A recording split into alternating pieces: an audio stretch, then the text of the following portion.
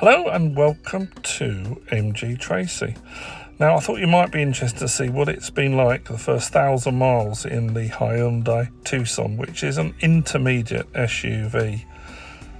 It's in black. It's not the easiest car to keep clean, so I'm not sure I'd recommend black.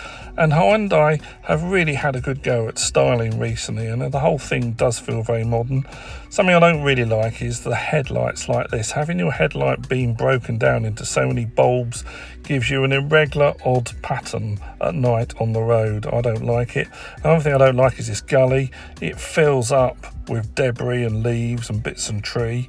This is under the wipers, and it's where some of the air is taken to come into the car, but it just sort of fills up with rubbish all the time.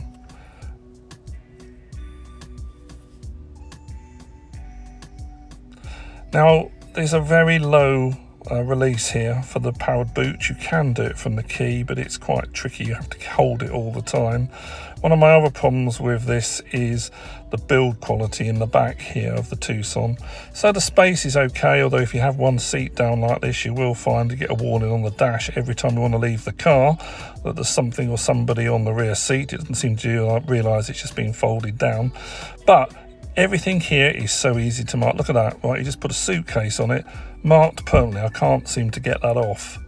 And it's the same for all the different bits of material. They seem to be made of a very cheap plastic. Anything that scratches them, and look all the time, it's ruined your new car look. And even this bit here, which should be designed to take a bit of a whack, shouldn't it, as you get stuff in and out, that needs to be made of chrome so it's not constantly being damaged. One of the good things about this Hyundai is just how easy it is to connect to Apple phones or Android phones that then obviously give you the live sat-nav, which is just so much better than having anything built in.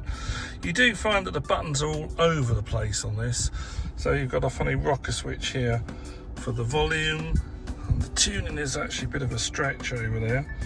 The air conditioning is fairly standard now. You've got your recirc, you can sync the two sides or have individual temperatures, and there's another little rocker button up and down here. You've got a 180 watt power there, or you've got two USBs. I don't know what that one is, so if you know what QI means, please tell me. You've got a standard sort of gear shift, and then here you've got some sort of four-wheel drivey sort of options here. I think that one's like going down the hill, isn't it? And you've also got the heated seats, but actually I didn't spot those too early on. They are good, they heat the base and the bottom of your back, but it's just an odd place to have them. Then there's another load of odd buttons here, including the one for the boot. The boot is very, very finicky to open electronically. If you do it on the key fob, you've got to hold the button down for what seems forever. And if you stop halfway, you get all sorts of alarms go off, and then you can't shut the bloody thing. So it's a real pain. When you look at it in the back, of course, if you try and do it manually, it's a bit too low. These are the controls for the windows and the door mirrors, and also this one is to the child lock for the back there. As you can see, we're just over 1,100 miles now, so I've got a bit of a good feel for this car.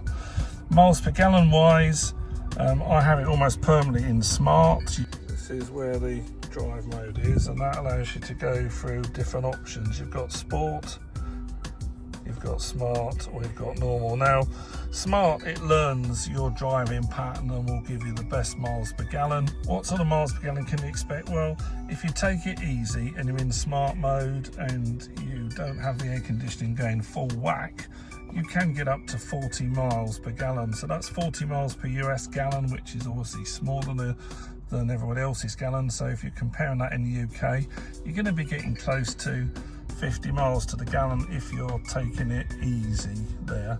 And you've got a very good little miles per gallon meter that shows you how you're doing. You can't really change this very much. It's just this middle section here that you can flip through different options. That one will change depending what you're doing. But the other dials, they are what they are. It's not a modern sort of LED dial that you can change. Steering wheel, you've got fairly normal here. You've got voice control. You can control answering the telephone. This one switches on and off the lane control, which is okay. This one switches on and off the distance control, which is pretty good. The one bit that is not very good is if when you're reversing and someone is coming with a car or walking near you, yes, it's nice to have an alarm, but you get too many. So the steering wheel violently vibrates, you'll get flashes up on there, you'll get warning on here, you'll get the whole system bleeping. Honestly, given that you've got a rear view camera, I think to see somebody come in and have a bleep or warning is fine. I don't think you need everything going off at the car at the same time. It seems a bit overkill to me. Overall, I really like the look of Hyundai. I think Hyundai and Kia in the last few years have had a bit of a transformation in how they look inside and outside. Is it well made? Well, I've had a lot of trouble with this car where it keeps going into an emergency mode. It thinks it's got a fault and it limits your speed to, I think it's 30 mile an hour, and then suddenly that'll disappear and it's happy again. Don't know why it's doing that. And these dreaded plastics, they are all very cheap. You can mark them with your fingernail and it's impossible to get it out. As you saw in the boot, there were marks all over the place, and the whole car is made of that plastic that's just so easy to make it scuff, and then you lose that nice new car look, don't you? So I hope my little teaser for this car has been useful for you. Don't forget to like, share and subscribe, and come back every day for a lot more fun on MG Traces. It's Paul from London, currently in the States. I'll see you in the next video. Cheerio.